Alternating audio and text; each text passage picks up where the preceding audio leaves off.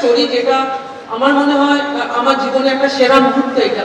কারণ 2013 সাল আমরা ইন্ডিয়ান টিম খুব ভালোভাবে খেলতে পারিনি, সেই সময় আমি খুব ডিসঅ্যাপয়েন্টেড অ্যান্ড বাংলার ক্রিকেটও সেরকম গ্রোথ হচ্ছিল না। তৎকালীন সিএবি সেক্রেটারি বিশ্বরূপ দে, বাবলু স্যার, গৌতম স্যারকে আমি রিকোয়েস্ট করি আমরা কি ডিস্ট্রিক্টে ট্যালেন্ট হান্ট প্রোগ্রাম করতে পারি। সেই সময় তারা বলেছিলেন yes you can do that. সেই সূত্রে রিচাকে দেখা, প্রথম শিলিগুড়িতে যাই আন্ডার 15-16 ট্রায়ালের মতন করে, সেখানে প্রথম একটা বাচ্চা মেয়েকে দেখি, আর দেখে এসে আমি প্রথম কথাটা বলি যে আমাদের কাছে কিন্তু প্রচুর ট্যালেন্টেড ক্রিকেটার আছে যাদেরকে যদি একটু ভালোভাবে যদি সাপোর্ট করতে পারি তাহলে ডেফিনেটলি ভবিষ্যতে তারা দেশের হয়ে রিপ্রেজেন্ট করতে পারবে। অ্যান্ড বলতে বলতে তার কিছুদিন পরেই আস্তে আস্তে আমরা ট্যালেন্ট হান্ট প্রোগ্রাম দিয়ে শুরু করে রিচার মতন অনেক মেয়েরা বিভিন্ন ডিস্ট্রিক্ট থেকে তারা আসে, সেইখান থেকে আমার রিচার সাথে প্রথম পরিচয়। রিচা এত ট্যালেন্টেড, এত স্ট্রং একজন ক্রিকেটার, আমার দেখা ওই বয়সে কোনো প্লেয়ারকে আমি দেখিনি।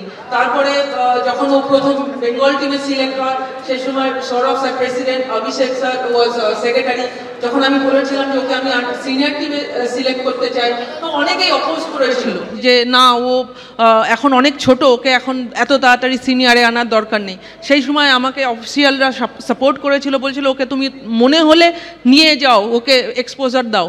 তারপর থেকে হিস্ট্রি, তারপরের সিরিজেই ও ইন্ডিয়ান টিমে চলে যায়, T20 ওয়ার্ল্ড কাপ খেলে, ফাইনাল খেলে।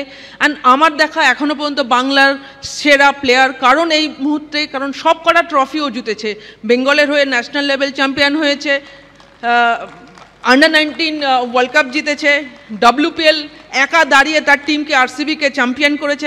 WPL ইজ এ কঠিন টুর্নামেন্ট, সেই টুর্নামেন্টে একা দাঁড়িয়ে রিচা তার টিমকে চ্যাম্পিয়ন করেছে। অ্যান্ড এই বছর এখন কিছুদিন আগে যেটা 50 বছর ধরে, অলমোস্ট 47 বছর ধরে ইন্ডিয়ান উইমেন্স ক্রিকেট টিম যে ড্রিমটা চেস করছিল, আমার সামনে অনেক এক্স ক্রিকেটাররা আছেন, তারা শুরু করেছিলেন।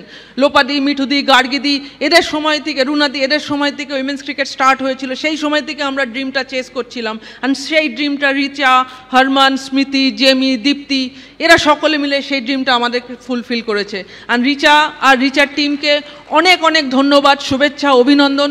এটাই বলবো যে রিচা, এই জার্নিটা তোমার এখানে শুরু হলো, এখান থেকে জার্নিটা কিন্তু আরও অনেক বড়, আরও অনেক এক্সপেকটেশন বাড়বে। অ্যান্ড সিএবি যেভাবে নিরন্তরভাবে উইমেন্স ক্রিকেটকে সাপোর্ট করে যাচ্ছে, সৌরভ স্যারের নেতৃত্বে সবসময় যেভাবে সিএবি, বিসিসিআই সাপোর্ট করে গেছে উইমেন্স ক্রিকেটকে, তার রেজাল্ট কিন্তু আজকে এরা পাচ্ছে। আর আশা করব এইখান থেকে আবার একটা নতুন জার্নি শুরু হবে। এইখান থেকে ইয়াংস্টারদেরকে ওরা মোটিভেট করবে, এনকারেজ করবে, যাতে ভবিষ্যতে আমরা যাতে আরও বেশি রিচার মতন সুপারস্টার প্লেয়াররা পাই, তাদেরকে যাতে আরও বেশি করে সেলিব্রেট করতে পারি। কারণ এই রকম একটা মুহূর্ত উইমেন্স ক্রিকেটের কাছে ইতিহাস, কারণ এই ইতিহাসটার মানে সামনে থেকে দেখার জন্য রিচার টিমকে অনেক অনেক ধন্যবাদ, শুভেচ্ছা।